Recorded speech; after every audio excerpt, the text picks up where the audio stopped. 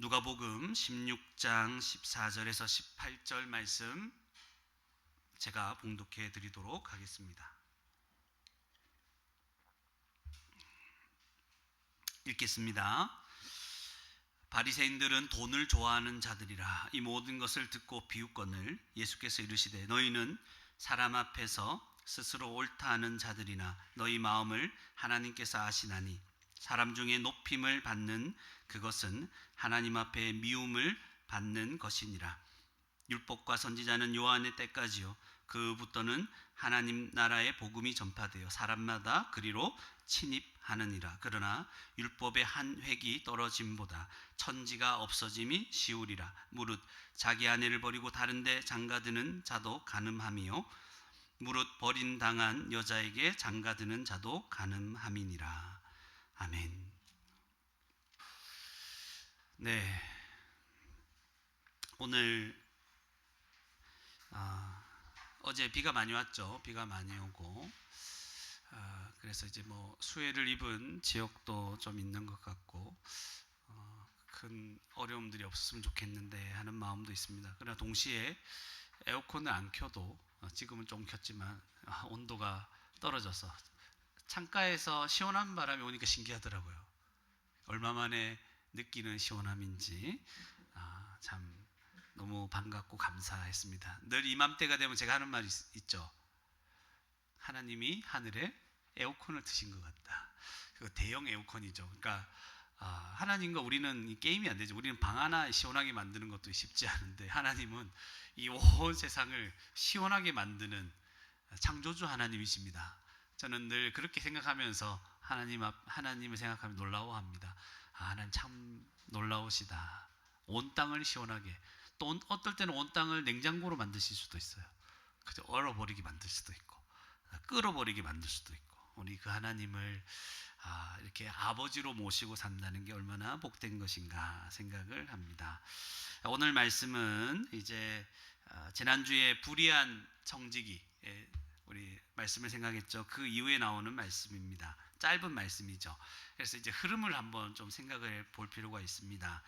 지난주에 그 청지기가 있었는데 주인의 돈을 낭비했었죠. 그러다가 이제 들켰잖아요, 주인한테. 그래서 이제 세물하고 이제 그 세마는 기간이 끝나고 이제 쫓겨나갈 운명에 처해져 있는데 그가 어떻게 행했습니까?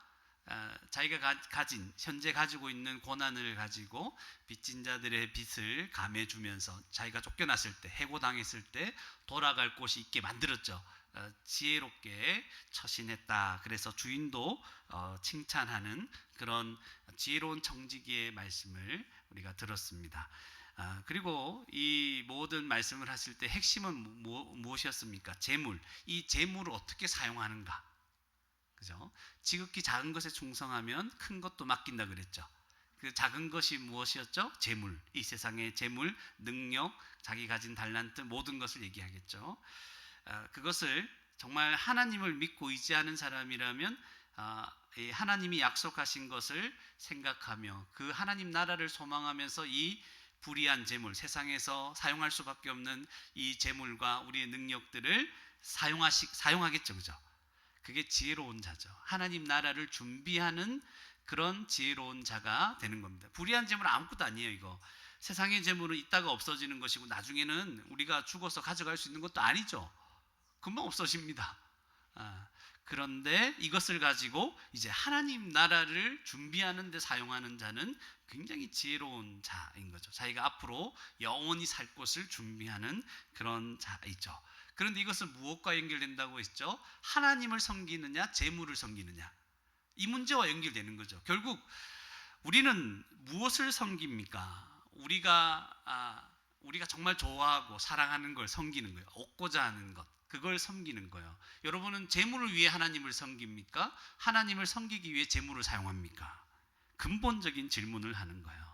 그래서 재물을 막 자기를 위해 사용하고 자기가 가진 모든 걸 자기 위해서 막 쓰는 사람 있잖아요. 나만 잘 먹고 잘 살면 되지, 내 돈 많이 벌고 내가 능력 있게 행복하게 잘 살면 되지, 이런 생각을 하는 자는 재물을 섬기는 자죠.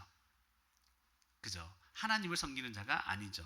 그가 나중에 하나님 나라에 들어갈 수 없는 거죠. 말하자면 지혜롭게 행동하지 못하는 거죠. 자기가 마지막 영원한 그 나라를 위해서 준비를 하나도 안 하고 있는 거예요. 하나도 안 해서 그 나라에 못 들어가는 거예요. 그래서 재물을 이 땅에서 자기 마음대로 자기만을 위해 사용하는 자가 되는 거죠. 모든 능력과 시간과 다 마찬가지예요. 그런데 하나님과 재물을 동시에 섬길 수 있습니까? 없다고 그랬잖아요. 그죠? 하나님을 섬기든지 재물을 섬기든 둘 중에 하나입니다. 여러분은 무엇을 섬기고 있습니까? 어떤 사람은 이제 그런 얘기 많이 하죠. 나 부자 되고 싶어요. 재물을 많이 얻고 싶어요. 그거 위해서 하나님 믿으러 왔다. 이런 사람도 있습니다. 또 어떤 사람은 나 부자 되게 해봐라. 그럼 나 예수님 믿을게. 그 사람 땡입니다. 네, 그죠? 하나님을 발견하지 못합니다. 네. 그래서 우리는 누구를 섬길 것인가? 이 땅에서 누구를 섬길 것인가? 그 누구를 섬기고 있는가가 잘 드러나는 것이 뭐라고요? 재물을 어디에 그 사람이 사용하고 있는가를 보면 그 사람이 누구를 섬기고 있는지가 나타나게 되겠죠. 우리의 시간과 우리의 마음과 우리의 모든 것들을 어디에 사용하고 있는가를 보면 이 사람이 누구를 섬기고 있는가가 나타나겠죠. 우리는 지혜로운 자가 되어야 되겠죠. 그리고 이제 오늘 본문 이후에 뭐가 나타납니까? 오늘 예수님께서 14절에 보면 바리새인이 나타나는 거죠. 돈을 좋아하는 바리새인. 또 돈에 대해서 얘기하죠. 16장 전체는 돈 얘기하는 거예요 지금. 그래서 불의한 청지기, 그렇지만 지혜로운 청지기가 앞에 비유로 나타났잖아요. 재물을 이거 잘 사용한 거죠, 지혜롭게. 그런데 이 14절에 나타나는 이 돈을 좋아하는 바리새인, 이 사람은 어떻게 돈을 대할까? 돈을 섬기는 자죠. 겉으로는 하나님을 섬기는 자이지만 실제로는 돈을 섬기는 자와 같은 바리새인. 그리고 오늘 본문 말고 다음 주에 설교할 내용이 뭐예요? 부자와 나사로. 돈이죠. 이렇게 연결된다는 걸 기억하십시오. 그러니까 재물과 하나님 나라에 대해서 지금 말씀하고 있는 것입니다. 우리는 무엇을 섬길 것인가? 무엇을 더 소중히 여길 것인가? 그래서 우리는 죄인이잖아요. 그래서 우리를 그냥 내버려 두면 우리는 뭐 섬길까요? 재물을 섬기게 돼 있습니다. 가만히 내버려 두면 재물로 가요. 그게 눈에 잘 보이고 좋거든요. 그러나 하나님의 은혜는 우리가 재물이 아니라 하나님을 섬기게 한다는 것이 우리에게 복음이 되는 거예요. 그래서 오늘 본문 말씀을 그런 맥락에서, 그런 흐름 속에서 같이 한번 살펴보도록 하겠습니다. 바리새인들은 14절에 보세요. 뭘 좋아한다고? 자, 우리 친구들도 목사님 한번 보세요. 자, 얼굴 한번 봐요. 눈을 한번 마주쳐야지, 그지? 그래야지. 물론 마주치고 싶지 않겠지만 그래도 나쁜 사람은 아니에요. 한번 들어봅시다. 오늘 말씀을 보면 14절에 한번 보세요. 바리새인들은 돈을 좋아하는 자들이다. 생각해보면 나도 좋아하는데 돈 나도 좋아요. 돈 좀 주세요, 목사님. 없어요. 그러니까 돈을 좋아하는 자들이다. 이렇게 설명을 하죠. 원래 이제 불의한 재물로, 세상의 재물로 하나님 나라에 들어갈 것을 준비해야 되는데 그들은 돈을 좋아했기 때문에 이 재물을, 하나님이 맡기신 재물을 충성되게 사용하기가 어려워 보이죠. 일단 돈을 좋아하니까. 돈을 자기를 위해서는 기쁘게 사용해도 하나님을 위해서는 사용하기가 어려운 자가 되겠죠. 그래서 이 사람들이 뭐 합니까? 이 모든 것을 듣고 비웃었습니다. 그러니까 예수님이 지금까지 말씀하신 모든 가르침을 들으면서 비웃고 있는 거죠. 특별히 앞에 무슨 비유? 청지기 비유. 그죠? 재물을 지혜롭게 사용해야 된다. 하나님 나라를 예비하며 하나님을 섬겨야 된다. 이런 얘기를 듣고 비웃는 거죠. 왜냐하면 왜 비웃었을까? 여러 가지로 생각할 수 있어요. 자기들은 하나님을 잘 섬기고 있다고 생각할 수 있겠죠. 바리새인들이잖아요. 율법을 잘 지키고 11조도 잘 내고 뭐 이렇게 여러 가지 하고 있기 때문에 하나님을 잘 섬기고 있다고 생각하기 때문에 이 말씀 들어도 뭐 내하고 상관이 없는 말씀이죠. 자기는 쫓겨날 운명에 있는 자가 아닌 거죠. 청지기, 그 불의한 청지기와 같이. 또 자기가 돈을 좋아한다고 인식을 못하는 것 같아요. 자기는 하나님을 경외하고 하나님을 섬기고 있다고 생각하는 것 같아요. 인식을 못해요. 자기는 돈을 좋아하는 사람인 것을. 실제로 그런 사람들이 많습니다. 그리고 예수님의 이 말씀은 자기에게는 해당 안 되고 누구에게나 해당될까요? 사두개인은 돈도 많고요. 또 이제 제사장이나 이런 계열로 가기 때문에 지위도 권력도 대단하겠죠. 또 지위도 권력이 있으니까 돈을 얻기가 더 쉽겠죠. 그러니까 사두개인들에게나 해당하는 말씀이겠다. 율법 교사들에게는 해당하는 말이지, 우리 바리새인들, 우리 같은 사람은 해당 안 될 거야, 이렇게 생각하는 거죠. 그래서 이제 바리새인 같은 경우는 당시에 경건의 아이콘이었거든요. 경건한 사람 이러면 바리새인 이렇게 나올 수 있다는 거죠. 또 자기들이 이 바리새인들 중에 돈이 있는 사람이라고 한다면 그것은 어떻게 생각을 하냐면 자기가 율법을 잘 지켜서 하나님께서 우리에게 주신 거다. 우리가 이렇게 돈을 가지고 가난하지 않고 돈을 가지고 있는 건 우리가 율법 잘 지켰기 때문에, 하나님 말씀대로 잘 살았기 때문에 하나님 주신 거다. 그렇게 생각하니까 이거 복으로 생각하겠죠. 그러니까 이 말씀 들으면 좀 비웃는 거예요. 그 결과 예수님을 거부하는 거예요. 결국은 비웃으면서 복음을 비웃고 예수님을 비웃고 거부하는 겁니다. 근데 예수님은 15절에 보니까 이들에 대해서 어떻게 평가하시는가 한번 보세요. 예수께서 이르시되 너희는 사람 앞에서 스스로 옳다는 자들이나, 어떤 자들로 본다고요? 사람 앞에서 스스로 옳다는 자들인 거야. 그러니까 사람들과 비교해서 보면 바리새인들은 자기들이 훨씬 더 낫다, 하나님께 충성되고 열심히 있는 자들이다, 그렇게 생각을 하는 거죠.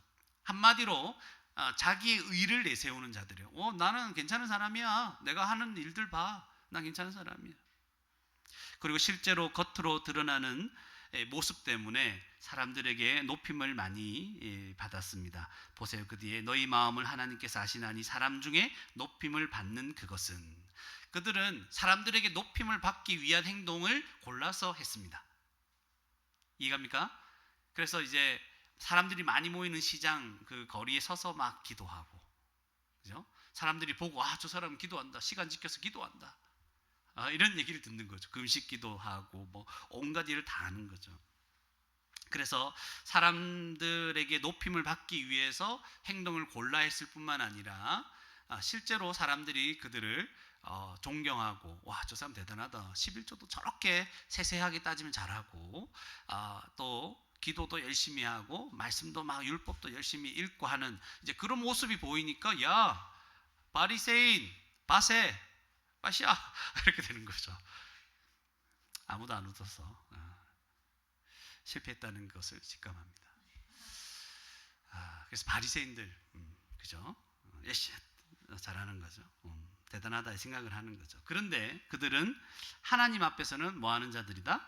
미움을 받는 것이니라, 이렇게 나오죠. 예수님이 그들에 대해서 평가하는 거죠. 야, 너희들 스스로 옳다고 생각하고 사람들에게 높임도 받고 그런 일들만 골라서 하지, 그런데 하나님은 너희들을 미워하셔, 이렇게 되는 거예요. 하나님은 교만하고 자기 의를 내세우는 자를 미워하십니다. 자기 의를 내세우며 하나님께 나오는 자를 미워하십니다. 이때 좀 이상하죠. 하나님이 미워하신다고? 야, 하나님 좀 뭔가 좀 가볍게 느껴집니다. 미워서 그죠? 요 미워하신다는 것은 단순히 난 너가 미워 이런 얘기가 아니에요. 이런 느낌이 아니에요. 하나님의 미움을 받는 자는 하나님 나라에 들어갈 수 없는 거예요. 하나님의 진노 가운데 있는 거예요. 영원히 형벌을 피할 수 없는 겁니다. 그러니까 하나님의 미움을 받는 것, 반대는 뭐예요? 사랑을 받는 거죠. 하나님의 사랑을 받는 그의 백성, 그들은 하나님 나라 백성이죠. 근데 미움을 받는 자는 이제 심판을 면하지 못하는 거죠. 왜 미워할까? 그에게는 그리스도가 없는 거예요. 하나님의 그들을 구원하시기 위해서 제시하신 길을 거부하고 받아들이지 않는 거예요. 자기 의를 내세우고 교만한 거죠. 그런데 하나님은 그 중간에 15절에 보시면 마음을 아시는 분이죠. 하나님 마음을 아시죠. 그래서 그 사람이 겉으로 드러나는 행동, 그 이면에 뭐가 있는지를 다 아십니다. 바리새인들이 율법을 누구보다도 잘 지키려고 했습니다. 그래서 사람들이 존경도 했어요. 그러나 하나님께서는 그들이 어떤 마음으로 율법을 지키려는지 알고 계셨다는 거죠. 어떤 마음이었죠? 사람들 중에 성경에 나와 있어요. 높임을 받으려고. 예. 그렇게 행하는 거죠. 예수님의 평가는 아주 그죠, 정곡을 찌르죠. 돈을 좋아하는 바리새인들이 막 비웃고 있을 때 확 이렇게 뒤집어 버리는 거죠, 예수님께서. 근데 그들은 이런 말도 잘 안 듣겠죠. 16절에 갑자기 좀 낯선 흐름의 내용이 나타납니다.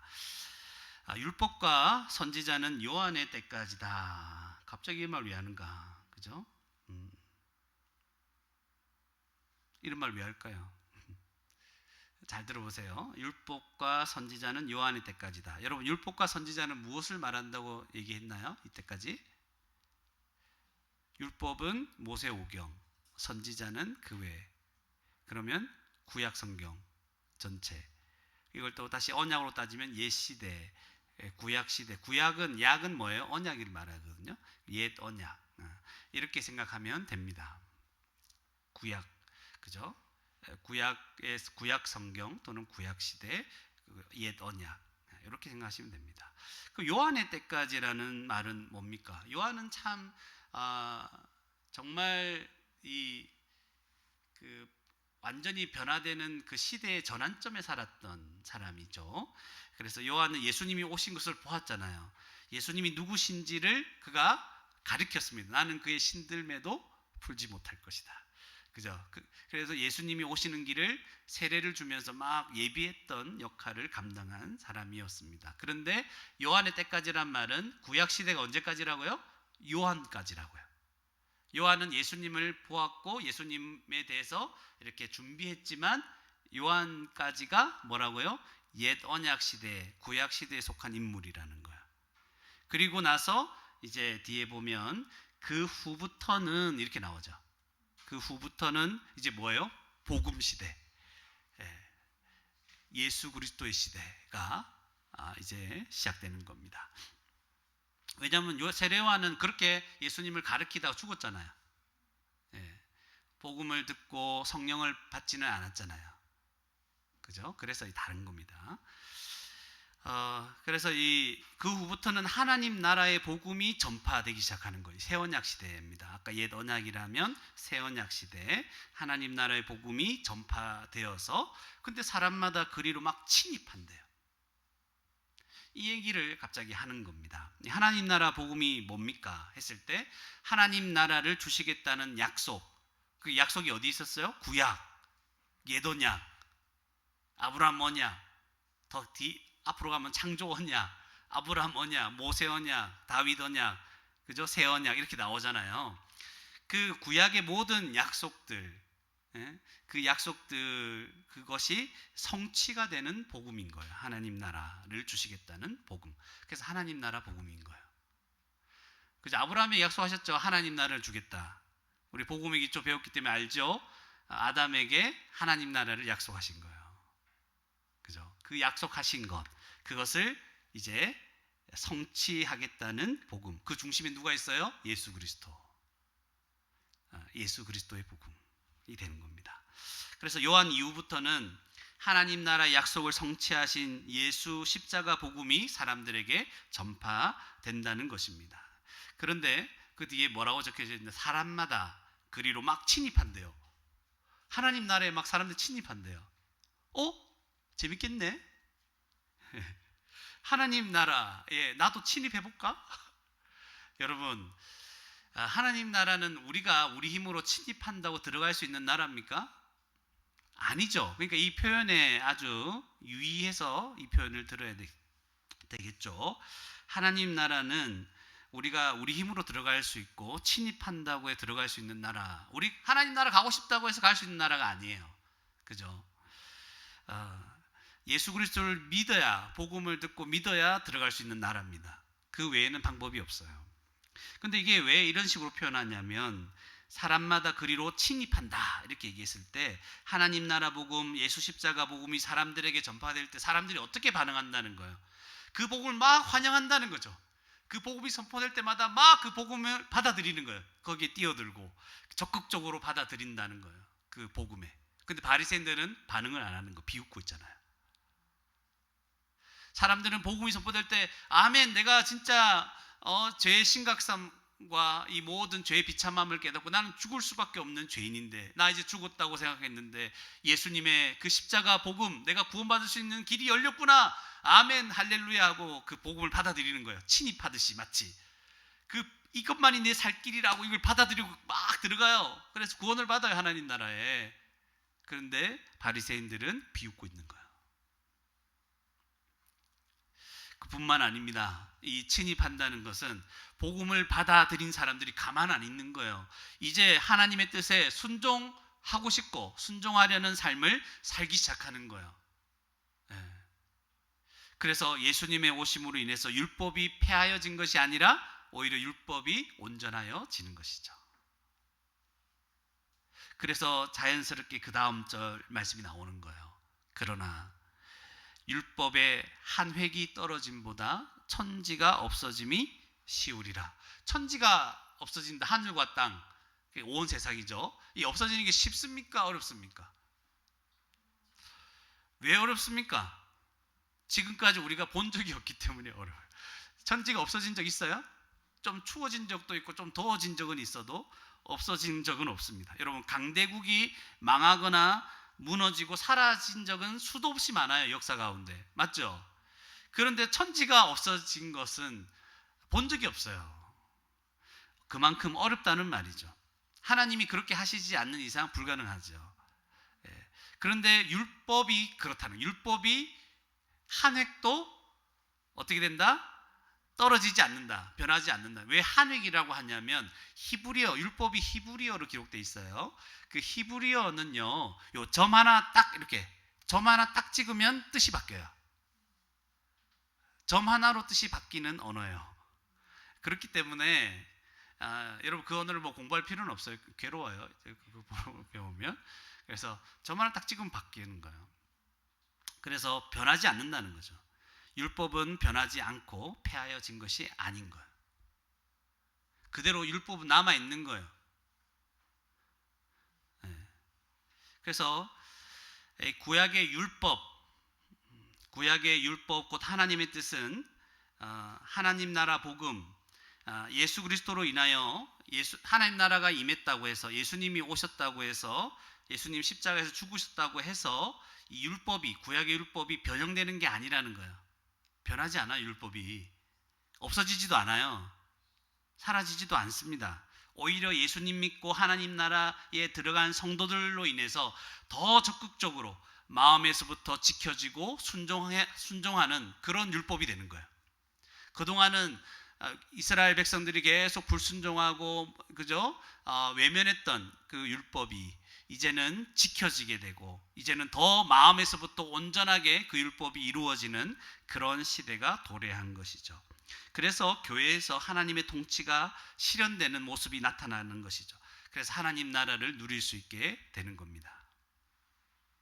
그런데 스스로 옳다 여기는 바리새인들은 어떨까요? 18절이죠. 오히려 그 율법을, 이 간음 문제 나오죠. 십계명이잖아요. 십계명을 어기고 있는 거예요. 그들은 뭐라고 되어 있습니까? 무릇 자기 아내를 버리고 다른 데 장가드는 자도 간음함이요 무릇 버림당한 여자에게 장가드는 자도 간음함이니라. 왜 이런 말을 갑자기 할까요? 예수님을 믿고 복음을 듣고 예수님을 믿는 성도들은 마음에서부터 변화된 심령, 성령의 능력을 가지고 계속 하나님 말씀에 순종하려고 하죠.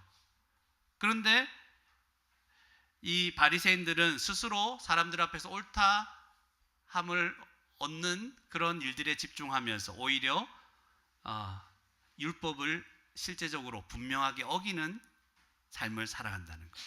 그러니까 하나님의 미움을 받죠. 이해갑니까? 그래서 오늘 이 14절에서 18절 말씀은 짧은 본문이기는 하지만 그죠? 잘 이해해야 되는 본문이기도 합니다. 그래서 정리하자면 이런 거예요. 처음에 우리 앞에 그 13절까지 말씀 뭐예요? 불의의 제물로 하나님 나라를 준비하는 청지기, 그죠? 그래서 하나님만 섬기는 그 지혜로운 모습이 나타났고, 근데 이제는 14절부터는 반대로 예수님이 하나님 나라 복음을 증거하고 있는데 그걸 비웃는 거예요. 이것을 비웃는 바리새인들. 우리는 해당 안 된다. 사두개인들, 걔들 돈도 많고 권력도 있는데 걔들한테 나 이런 말들이 어울릴 거다. 그렇지만 바리새인들은 그들의 어리석음이 드러나는 거죠. 불의한 청지기와는 완전히 대조적으로 그들은 돈을 좋아하는 사람이었습니다. 그래서 너희는 오히려 옳다함을 얻으려고 하지만 하나님의 미움을 받고 있다. 하나님의 심판 가운데 있는 거죠. 그러면서 너희는 마지막에 율법도 너희가 지키지 않고 있다. 원래 율법을 행함으로 자기 의로 하나님께 나아간다고 그렇게 사람들 앞에서 자기를 내세우고 옳다 인정함을 받으면서 나는 율법 잘 지키고 있다, 누구보다도 열심히, 이렇게 했는데 그들이 오히려 율법을 어기고 있는 거죠. 너희들은 하나님의 진노 가운데 있다, 미움받고 있다 얘기하는 거죠. 율법을 우리가 다 지킬 수 있습니까? 여러분, 우리 힘으로 아무도 율법을 지킬 수 없습니다. 옛 언약, 이 언약은 아무도 지키지 못합니다. 그런데 이제 새 시대가 도래했다는 겁니다. 하나님 나라의 복음이 전파되기 시작했다는 거죠. 복음을 들은 사람, 예수 그리스도를 믿고 받아들인 사람들은 율법에 적극적으로 반응한다는 거예요. 그전에는 막 이제 수동적으로 이렇게 막 반응했다면 이제는 적극적으로 하나님 말씀 율법에 반응하고 그 율법을 지키려고 하는 자들로 변화되는 거예요. 그럴 능력도 생겼어요. 그럴 마음도 생긴 거예요. 그들은 이제 하나님의 미움이 아니라 사랑받고 있는 자들이 된 거예요. 하나님 나라 복음 때문에, 예수 그리스도 때문에. 율법은 변하거나 폐기됩니까? 아니죠. 오히려 예수 그리스도에 의해서 완성된 겁니다. 이것이 오늘 본문의 전체적인 흐름이죠. 그리고 내용입니다. 그리고 바리새인들은 이제 스스로 율법을 어기는 자들이죠. 예수님 그들에게 경고의 말씀과 또 권유의 말씀도 함께 하는 것이겠죠. 너희들 예수 그리스도께 나한테 나와야 된다. 복음을 들어야 된다. 복음을 받아들여야 된다. 비웃고 있지 마라. 복음을 비웃지 마라. 그러면 하나님 앞에 너희들가 복음을 받아들이면 사랑받는 자가 될 것이다. 지금은 너희가 미움 가운데 있다. 율법에 순종하여 하나님 나라를 드러내는 자가 되라 말씀하시는 거예요. 오늘 말씀을 통해 우리 세 가지만 생각해 보도록 하겠습니다. 첫 번째, 복음을 비웃고 자기 의로 살아가는 자는 하나님 앞에 미움을 받습니다. 복음을 비웃고 자기 의로 살아가는 자는 하나님 앞에 미움을 받습니다. 미움 받는 게 그냥 너 싫어 이게 아니라고 그랬죠. 하나님의 진노 가운데 있는 거예요.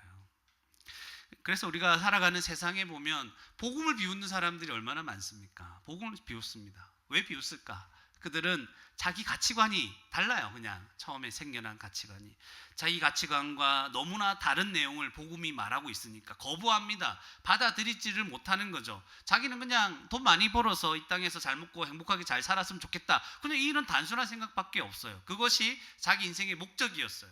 그런데 복음은 뭐라고 합니까? 야, 그건 진짜 행복한 게 아니야. 금방 사라져, 없어져. 그거 별거 아니야. 그래봤자 너 진짜 행복한 것이 아니다. 돈을 사랑하는 것이 오히려 일만 악의 뿌리다. 이렇게 얘기하죠. 재물과 하나님을 겸하여 섬길 수 없다. 뭔가 결단해야 돼. 이렇게 얘기하니까 거부감이 확 드는 거죠. 또한 하나님이 계신 것과 인간이 죄인이라는 이 사실, 그리고 구원받을 수 있는 유일한 길은 예수 그리스도밖에 없잖아요. 이걸 믿는 것 도저히 받아들일 수 없는 거예요. 예수 그리스도를 믿어야 구원받는 것, 이게 진리인데 이걸 받아들일 수 없는 거예요. 거부하죠. 자기 생각과 완전히 다른 것들이에요. 내가 살아온 가치관과 삶의 방식으로 받아들일 수 없는 거예요. 그리고 지금 이 세상의 타락한 모습을 보니까 성경에서 말하는 그 하나님 나라가 이 땅에서 이루어진다는 내용, 우리 육체가 죽어도 우리가 부활한다는 것, 영원히 산다는 것, 영원한 하나님 나라에 들어간다는 이 진리, 이걸 선뜻 받아들이고 자기 소망으로 생각하기가 쉽습니까? 어렵습니까? 어렵죠. 자기의 세계관으로 받아들일 수가 없는 거예요. 근데 저와 여러분은 이걸 우리의 가치관이요, 세계관으로, 소망으로 받아들이고 있잖아요. 이게 변화요, 이게 믿음이요, 이게 놀라운 은혜입니다. 이게 우리 가치관이 된 거죠. 뭘 하더라도 그래, 내가 하나님 나라 들어갈 텐데 거기서 어떻게 살까? 이 생각하고 있는 거예요. 가만 생각해 보면. 그래서 자신의 생각과 너무나 다른 복음을 비웃기 시작하는 거죠. 말도 안 되는 소리 하고 있네. 그죠? 하나님 살아계시다고? 근데 세상은 왜 이래? 하나님 살아계시다며. 세상이 왜 이렇게 살기 힘들어? 하나님은 왜 나를 이렇게 내버려 뒀냐고. 하나님 계신다고 하니까 얘기해봐라. 하나님은 그 하나님 뭐하냐? 나 이렇게 힘들게 만들어 놓고. 그런 하나님은 능력도 없고, 그래서 나는 믿을 필요도 없다고 생각한다. 맞죠? 이런 얘기들 하죠. 또 이런 얘기 하죠. 내가 죄인이라고? 내가 얼마나 정직하고 힘을 다해서 성실하게 살았는데, 내가 얼마나 아둥바둥 그렇게 힘을 써가며 살았는데, 내가 죄인이라고? 내가 뭐? 그죠? 오히려 교회 다니는 사람들이 더 죄 많이 짓더만, 뉴스에 나오고 더 야비하게 보이더만, 이렇게 얘기하죠. 사실 이런 얘기를 듣는 건 기독교가 반성하고 회개해야 될 문제입니다. 여기 대들면 안 돼요, 여러분. 기독교가 욕먹을 일들 한 거에 대해서는 우리가 반성하고 회개해야 됩니다. 근데 또 이제 그 이면에 쭉 들어가다 보면, 우리 안에서 반성을 하다 보면 복음을 명확하게 안 가르친 것이 있고, 세례를 막 함부로 줬기 때문에 사실은 문제 일으키는 많은 사람들이 사실은 믿음이 뭔지 모르는 사람들일 경우가 많아요. 그렇기 때문에 변화되지 않는 사람들이 교인이라는 이름패 걸고 또 목사라는 그런 직분을 걸고 이상한 짓 하다가 이제 욕 들어먹는 거죠. 물론 그렇지 않은 경우도 있어요. 또 그렇게 얘기하는 거죠.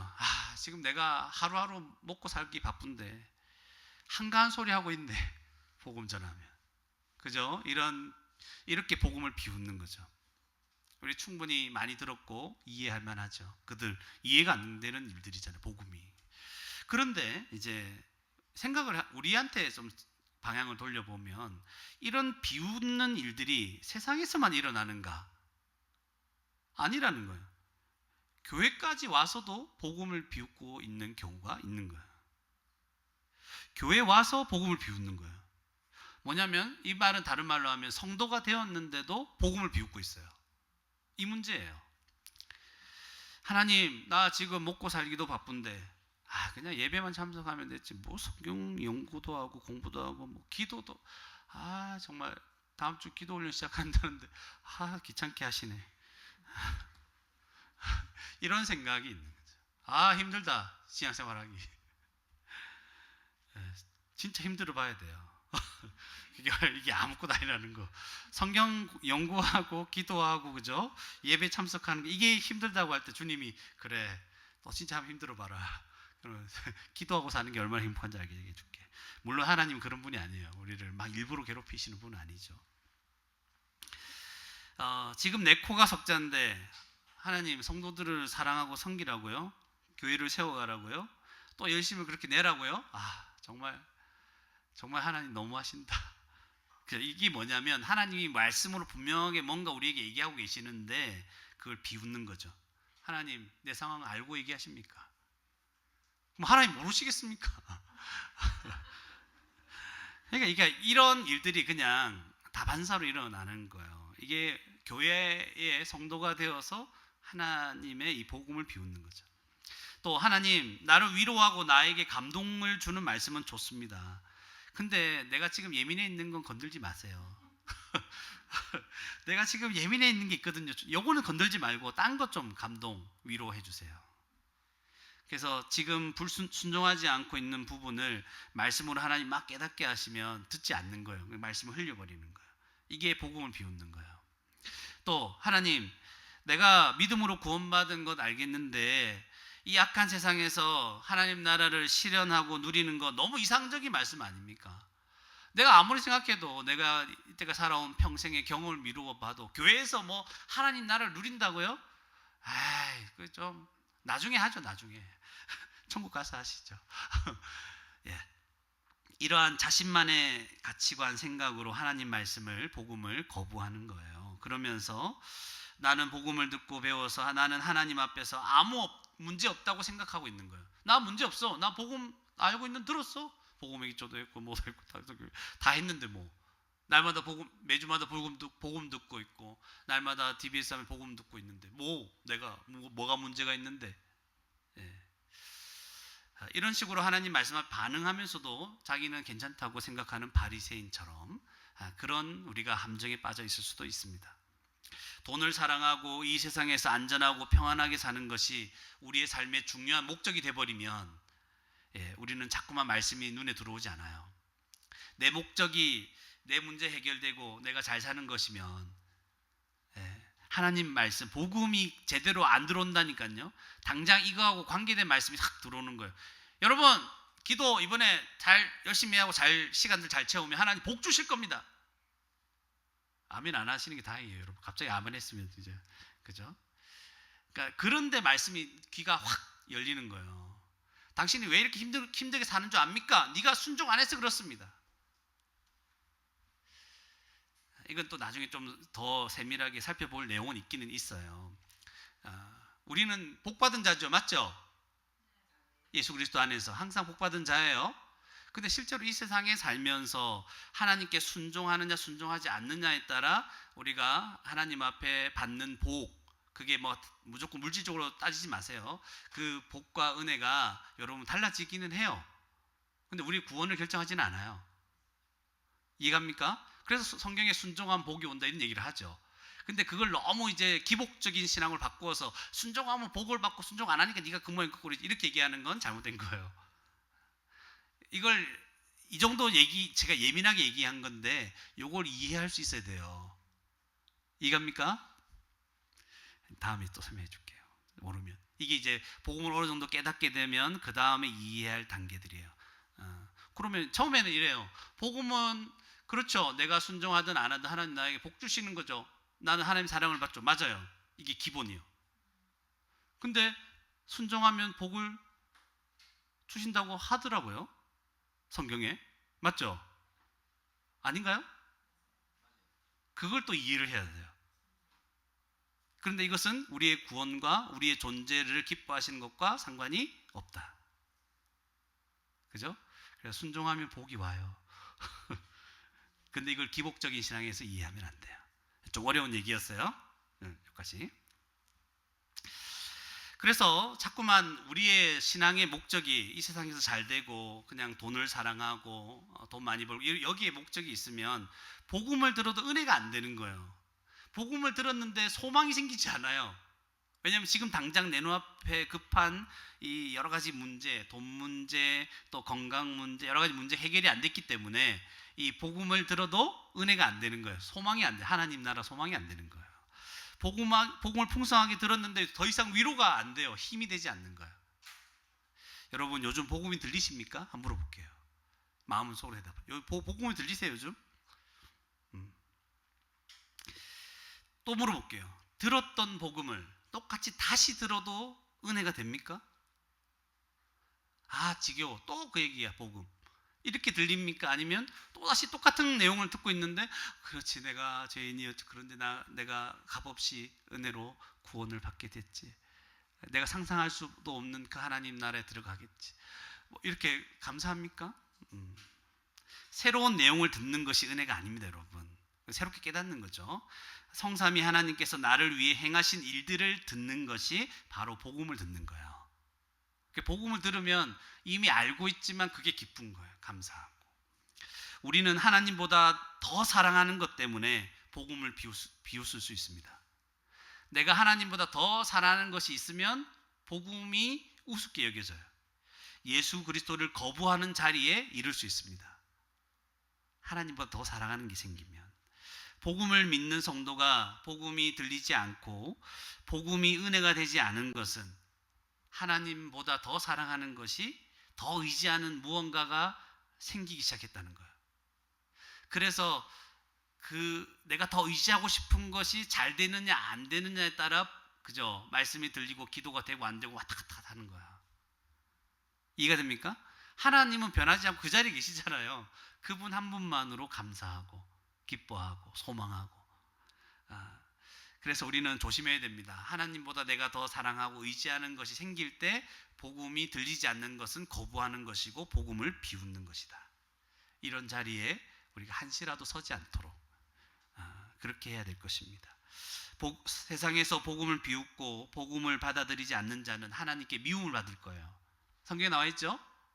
미움을 받아요. 하나님의 진노 가운데 있어요. 그런데 하나님을 사랑을 받고 있잖아요. 우리는 하나님의 사랑을 받고 있는 성도가 복음을 비웃고 있다면 얼마나 하나님 마음을 아프시게 하는 것인가 생각해 봐야 됩니다.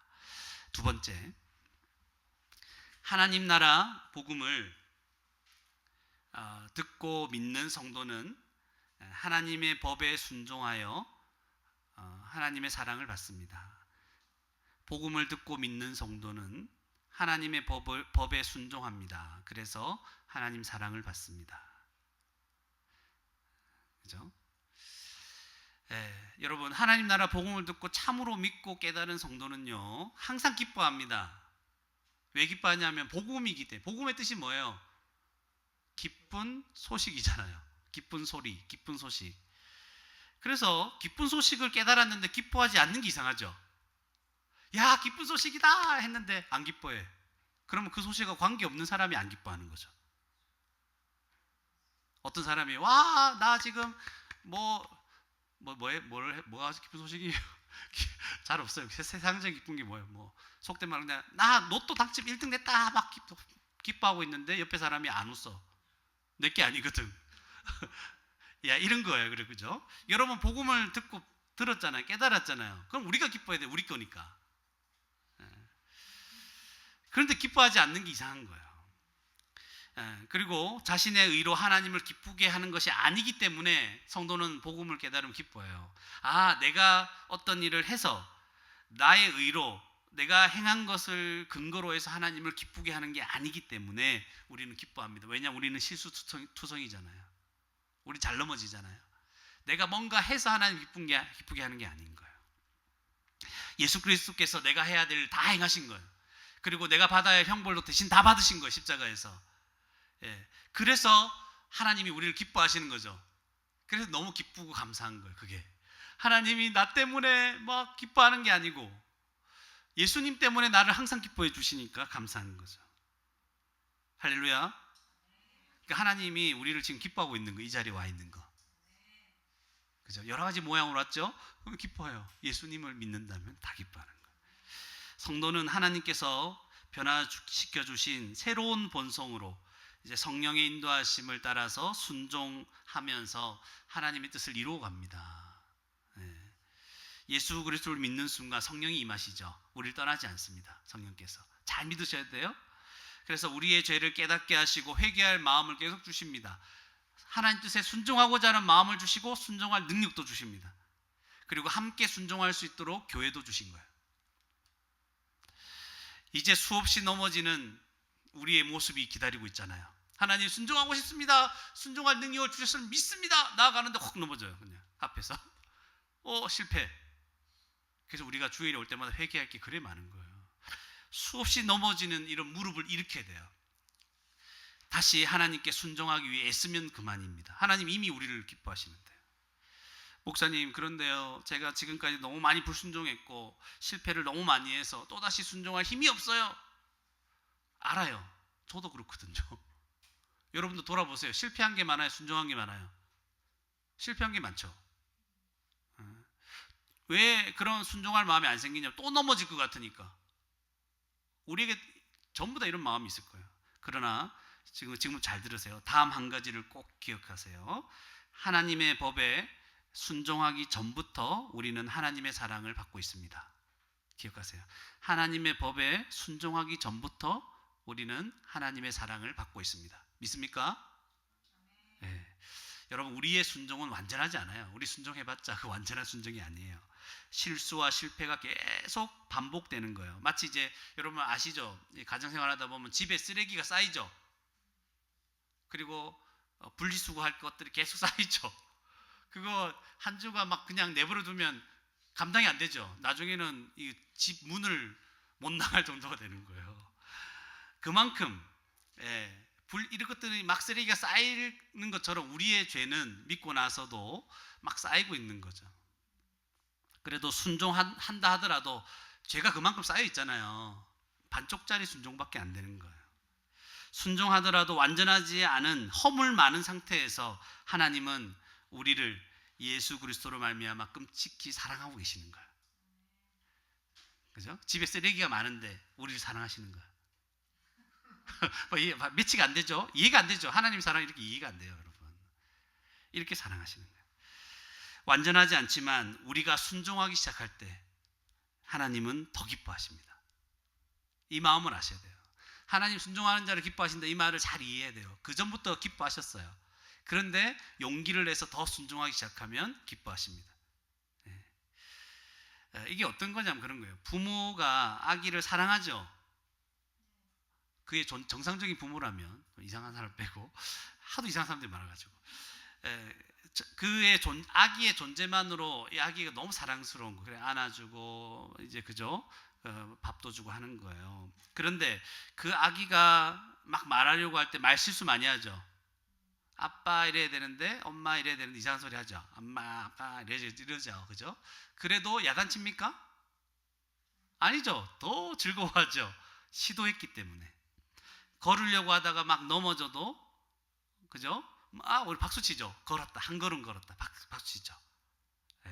손뼉을 치면서 기뻐하는 거죠. 그러니까 여러분, 우리가 어떤 자세를 좀 성도로서 가져야 되냐면, 복음을 믿는다면 실수하고 실패하는 걸 두려워하지 말라는 거예요. 하나님의 뜻에 순종하기 위해서 끊임없이 기도하고 시도하십시오. 시도하면 돼요. 그러니까 그렇게 시도하는 것 자체가 순종입니다, 여러분. 더 자세히 한번 말해볼게요. 그렇게 내가 하나님 발버둥 치면서 하나님께 시도하는 게 순종이에요. 하나님은 그 모습에 기뻐하시는 거예요. 그리고 그런 시도를 모아서 하나님은 자라게 하시고, 이렇게 세우시고, 걷게 하시고, 뛰게 하시고, 견고하게 서게 하시는 거예요. 믿으십니까? 뭐라고요? 시도하는 것 자체가 순종인 거예요. 우리는 자꾸만 완성만 생각해요. 시도해가지고 이제 완전히 뭔가 이루어내는 걸 자꾸 순종이라고 생각할 수 있는데, 그게 아니고 뭐라고요? 시도하는 것이 순종이다. 따라해요. 시도하는 것이 순종이다. 와, 제가 생각해도 참 감사한 말이에요. 하나님의 사랑을 받는 자로서 감사와 기쁨으로 순종하기 위해서 날마다 힘을 다하고, 또 우리 교회로서 서로 힘을 다할 수 있도록 서로 돕고 살아가는 저와 여러분이 되기를 바랍니다. 마지막으로, 하나님 나라는 예수 그리스도께서 완성하신 율법을 온전히 순종하고 누리는 나라입니다. 하나님 나라는 예수님이 완성하신 율법을 온전히 순종하고 누리는 나라입니다. 이게 무슨 말이냐면, 모든 사람이 하나님의 율법에 온전히 순종한다면, 한번 상상해 보세요. 온전히 순종한다면 그곳이 바로 천국이 된다는 거예요. 하나님 나라. 모든 사람이 하나님의 법에 순종한다고 생각해 보세요. 그게 하나님 나라예요. 그러니까 하나님 나라를 너무 이제 막연하게 뭐 흰 옷 입고 붕붕 떠다니고 뭐 이런 거 생각하지 마시고, 하나님의 법에 모든 사람들이 다 순종하고 항상 순종하고 있으면 그게 하나님 나라예요. 제가 한번 더 실감나게 얘기해 볼게요. 10계명 중에 6계명이 살인하지 말라예요. 만약 이 살인하지 말라는 계명을 그 깊은 의미에서 다 모든 사람이 지키고 있다면 이 세상이 정말 살만한 세상이 될 거예요. 이 살인하지 말라는, 살인 안 하는 것뿐만 아니라 생명을 귀중하게 여기는 거예요. 그러니까 생명을 그 어떤 것보다 소중히 여기는 세상이기 때문에 모든 정책이나 사회의 모든 결정, 사람들이 우리를 대하고 행동하는 모든 것이 우리를 존중하는 방향, 생명을 귀하게 여기는 방향으로 나아갈 거예요. 그래서 우리 밤길 염려할 필요가 없어요. 그냥 그 통금 시간 없어요. 뭐가 필요해요? 전부 다 우리를 위해 주는 사람들이 다 거리에 가득 차 있는데, 야, 웬만하면 더운데 밤 12시부터 나가 놀아라. 이런 세상이 되는 거예요. 괜찮은 세상이죠. 근데 보통 그 12시 이후에는 안 좋은 세상이기 때문에 이렇게 우리가 이제 안 나가게 하는 거죠. 우리 또 이 경쟁이 얼마나 치열합니까? 이 세상이 더러운 세상이죠. 경쟁이 너무 치열한 세상이기 때문에 혹시나 내가 경쟁에서 뒤처지면 어쩔까 걱정 많이 하잖아요. 근데 하나님 나라가 완성되면 그런 거 필요 없어요. 여러분 염려할 필요 없어요. 뒤처져도 괜찮아요. 뒤처져도 생명을 귀중하게 여겨주고 잘 살 거예요. 좋죠? 아닌가요? 좋아요. 또 이 계명 중에 간음하지 말라 이 계명이 있잖아요. 여러분 이것만 하나만 온 세상 사람 다 지키지면 어떻게 될까? 온갖 성범죄 없어질 거예요. 성을 상품화하는 일도 없을 거예요. 지금 뭔가 그 성범죄에 관한 그저 이게 성희롱이 성추행 뭐 그리고 당했다 상처받았다 뭐 온갖 일들이 지금 뭐 딥페이크 뭐 있어 또 온갖 뜻이 막 지금 난무하고 있잖아요, 그죠? 서로 막 지금 난리가 났어요, 지금. 이런 것들이 없어요. 그리고 가정이 깨어지는 일 중에 중요한 이게 뭐예요? 이 간음이죠. 그 가정이 깨어지지 않을 것이고, 이런 것들로 인해서 버려지는 아이들이 없을 거예요. 서로를 책임지려고 해요. 가늠하지 않는다는 결혼을 중시하는 거예요. 그래서 서로를 책임지고 서로에게 충실된 안정된 가정들이 가득한 나라가 될 겁니다. 이게 하나님 나라예요. 물론 하나님 나라 마지막에 가면 그 결혼이 없어요, 여러분. 그리고 도둑질 하지 말라. 이거 없어지면 어떨까, 여러분? 살만하겠죠? 보이스피싱, 스미싱 없어져요. 전세 사기 없어요. 서로를 믿고 신뢰하는 그런 나라가 될 겁니다. 서로 믿어줘요. 내가 뭐 얘기하면 다 믿어줘. 밤에 문을 잠그지 않아도 되는 나라가 됩니다. 이제 자물쇠가 필요 없어요. 전부 다 뭐 좋은 열쇠집이 없어지겠죠. 좋은 열쇠 만든다고 난리인데 열쇠가 필요 없어요.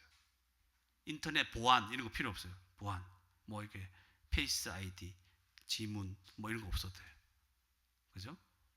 외국 사람들이 우리나라 보고 놀란다면서요. 카페에 핸드폰 두고 가도 지갑 놓고 가도 안 들어가는 나라. 우리는 알고 있어요. 그 왜 안 들고 가는지. CCTV가 너무 많아가지고 바로 범죄자가 되는 거죠. 물론 진짜 좀 그런 분위기도 있기도 있고요. 좋은 것도 있고요. 그러나 여전히 다른 부분에서 똑같이 죄인이죠. 우리 모두가. 이 세상의 모든 사람들이 여러분 단 하나의 계명만 지켜도 세상은 놀랍게 변화될 거예요. 살만한 세상이 될 거예요. 지금 이 세상도. 맞죠? 그런데 모든 사람들이 하나님의 모든 율법, 모든 계명들을 그 율법에 담긴 의도까지도 다 지켜낸다면 얼마나 복된 나라가 되겠습니까? 그게 하나님 나라예요. 네. 하나님 나라는 어떤 거냐면 하나님의 통치라 그랬죠. 하나님의 통치가 완전히 실현되는 나라. 그게 하나님 나라, 우리가 마지막에 들어갈 하나님 나라입니다. 모든 율법이 완전히 지켜지는 나라, 그것도 마음에서부터 지키기를 원하는 사람들로 가득한 나라, 그걸 그렇게 지킬 수 있는 능력을 다 가진 변화된 그런 사람들로 가득한 나라, 그 나라가 우리가 들어갈 나라입니다. 그 법을 어기는 자들 하나도 없는 나라. 어기는 사람들이 없어요. 다 지키네, 나만 어겨야지. 그런 나라가 아니에요. 게다가 그 나라는 영원합니다. 이 땅은 영원하지도 않은데 모든 백성이 예수의 부활 생명을 가지고 영원히 하나님 통치에 순종하면서 하나님의 모든 복을 누리며 살아가는 나라입니다. 그 나라에 가고 싶지 않습니까? 네, 가고 싶죠. 지금 여기 사니까 너무 어겨서 문제잖아요. 나도 어기고 니도 어기고 서로 어기고, 그죠? 지키는 사람만 바보가 되는 거죠. 네, 지키는 사람 바보죠. 그러니까 막 스트레스를 받아 선하고 착하게 하나님 인도하신 대로 살려고 하잖아요. 그런데 다 어겨. 그러니까 살기 싫은 거죠, 그렇게. 네. 좀 덥죠, 그죠? 더워요. 더울 때는 이렇게 에어컨도 틀어주는 나라. 그런 나라죠. 그런데 여러분 가고 싶잖아요. 그 나라 갈 거예요, 여러분 믿음으로. 그런데 하나님 나라가 이 땅에서 교회에서 시작되었다는 거 아십니까? 네. 비록 이미와 아직의 세상이기 때문에 우리는 영원하지 않아요. 죽을 수밖에 없습니다. 성도로서 우리도 이미와 아직이기 때문에 뭐예요? 실수와 실패를 반복합니다. 넘어집니다. 또 믿지 않는 사람들, 하나님의 법을 비웃는 그 수많은 사람들과 함께 살아야 되잖아요. 얼마나 힘듭니까? 그리고 믿는다고 하면서도 성숙하지 못하고 믿음이 연약한 그런 성도들도 있습니다. 그러니까 쉽지가 않아요. 그래서 끊이지 않는 고통과 괴로움이 있습니다. 하지만 교회는 예수 그리스도로 말미암아 하나님 백성이 된 거예요. 새로운 마음을 가진 거예요. 새로운 본성, 성령의 사람이 되었습니다. 순종할 수 있는 능력을 가졌어요. 성령의 은사를 하나님이 각 성도들에게 나누어 주셨다고 했습니다. 그래서 이 교회가 하나님 나라를 실현할 수 있도록, 드러낼 수 있도록 하나님이 만드셨다는 거예요.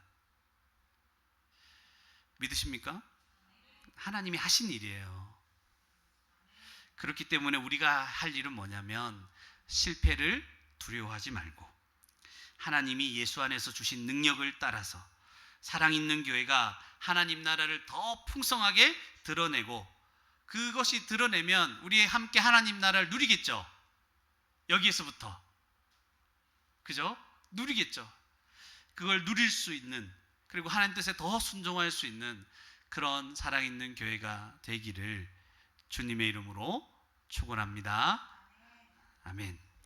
네, 우리 말씀을 생각하시면서 함께 기도하시겠습니다. 우리 기도하실 때 우리 복음을 비웃고 자기 의를 내세우며 교만한 자로 살지 않기를 원합니다. 성도로 이미 하나님의 사랑을 받고 있는데도 불구하고 복음을 거부하고 있지는 않는지, 말씀이 들리지 않는 그런 일이 나에게 일어나고 있지 않는지, 하나님보다 더 사랑하는 일은 없는지 자기를 돌아보며 회개하며 나갔으면 좋겠습니다. 또 기도하실 때 하나님이 주신 새로운 본성, 성령의 능력과 인도하심을 따라서 하나님, 또 넘어질 수 있지만 또 실패할 수 있지만 내가 끊임없이 하나님의 뜻에 순종하는 삶을 살겠습니다. 그렇게 시도하는 것이 순종임을 믿습니다. 또다시 순종하며 살아갈 수 있도록 도와달라고 기도했으면 좋겠습니다. 기도하실 때 하나님 소망합니다. 하나님의 법이 다 이루어지는 그 완성된 하나님 나라를 소망하며 살기를 원합니다. 기도했으면 좋겠습니다. 그리고 동시에 사랑있는 교회가 그 하나님 나라를 이 땅에서부터 더 풍성하게 드러내며 살 수 있도록, 그런 교회가 될 수 있도록 함께 순종하며 애쓰게 하여 주시옵소서. 함께 기도하시겠습니다.